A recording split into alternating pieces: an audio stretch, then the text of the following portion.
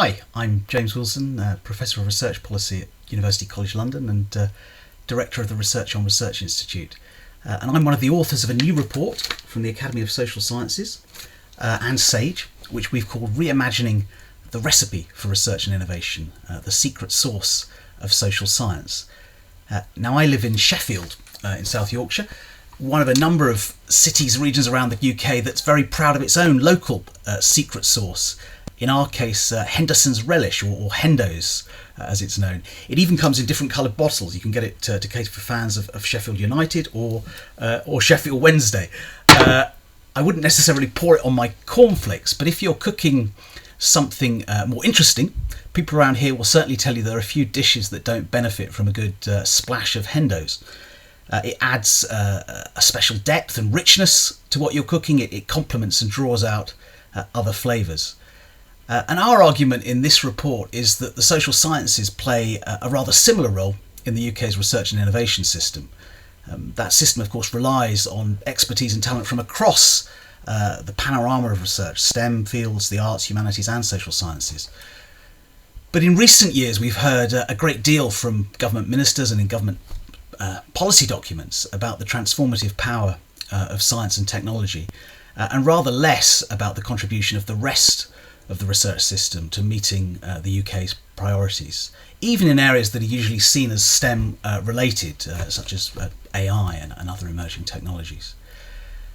So our argument in this new report, based on data that we've developed with colleagues from digital science, our argument is that the social sciences act as a secret sauce in ways that catalyse more effective and impactful research and innovation in at least four ways.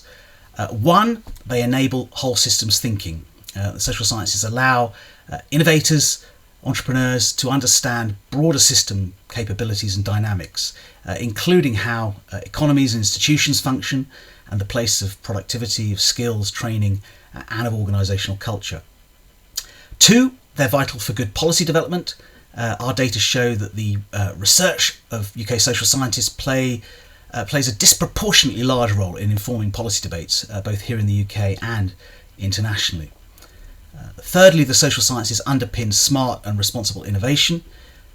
New and emerging technologies depend upon social sciences for the legal, regulatory and ethical frameworks that are essential for them to advance in ways that maximise the opportunities of those technologies, safeguard against risks and protect the vulnerable. Fourth, finally, the social sciences are essential to international collaboration and to tackling shared challenges, including the UN's Sustainable Development Goals. The UK's international research strategy is underpinned by insights and expertise from the social sciences, including from business and management, politics, geography, area studies and international development.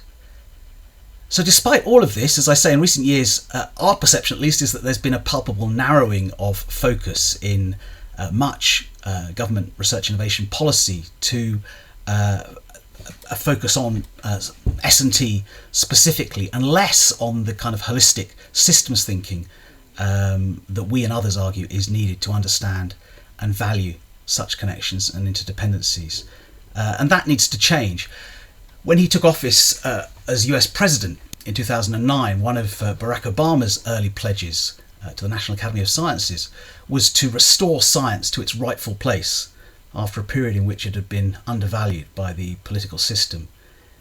Here in the UK in 2024, as we look ahead to the next general election and to any new government that follows, our argument, based on the evidence we set out in here, is that it's time to restore the social sciences to their rightful place in the way we structure, plan and invest for a high-performing transdisciplinary research and innovation system capable of meeting the many and myriad challenges that we face. So please do have a read, download the report for free from the Academy's website and help us to make sure that we get the recipe right in serving up an S&T strategy for the next 5 years. Thank you.